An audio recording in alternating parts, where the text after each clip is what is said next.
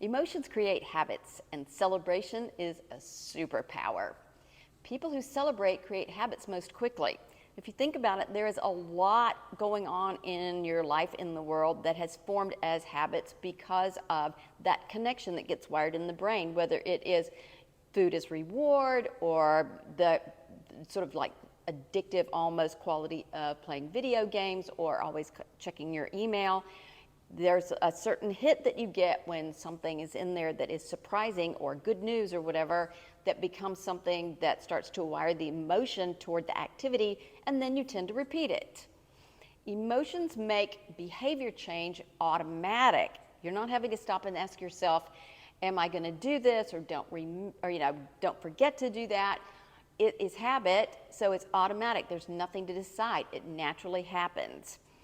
It happens also for bad habits, and we'll be talking about bad habits coming up. If you think about it, there are certain anchors that trip those connections that make you indulge in things that generally you would rather you didn't do.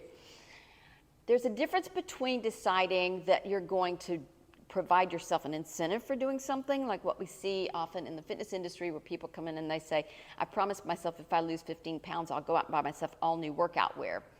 That's a cool thing to do, but it's not going to help wire in the exercise habit. It's too far in the future. The celebration needs to happen in the moment, either immediately before the behavior, during the behavior, or immediately after the behavior. And that's how that all kind of gets wired in. So what the celebration does is causes that brain to repattern so that those activities and behaviors become automatic. Think A, B, C. Anchor, behavior, celebration. And that celebration could look like anything from an actual fist pump or one in your own head. It can be taking a Wonder Woman stance. It can be playing the Rocky theme in your head, or We Are the Champions in your head, or whatever it is that speaks to you. That is your celebration, and you don't have to celebrate your habits forever. You just celebrate them to the point that they get wired into your brain. And if you should find that you're having a little bit of trouble with this ABC and habit behavior change or creation, then sometimes it's a good idea just to rehearse that process. So there was a woman who was trying to remember to put the remote control for the TV somewhere where she would always know where it was.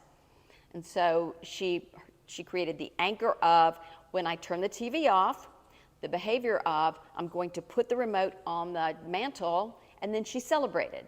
And after repeating that, just walking herself through that 5 times, it became much easier for her to remember that was what she was going to do. If you only take one thing from this program, as Mr. Fogg says in the book, I hope that it is this whole idea of celebrating. Because if you become somebody who celebrates your successes, you find yourself celebrating a lot of other things that are going on in the world, all the little things that are so good and we don't notice or we kind of take for granted. And if you become somebody who celebrates the good, then you've now created a new habit of celebration. And that's a great habit to have.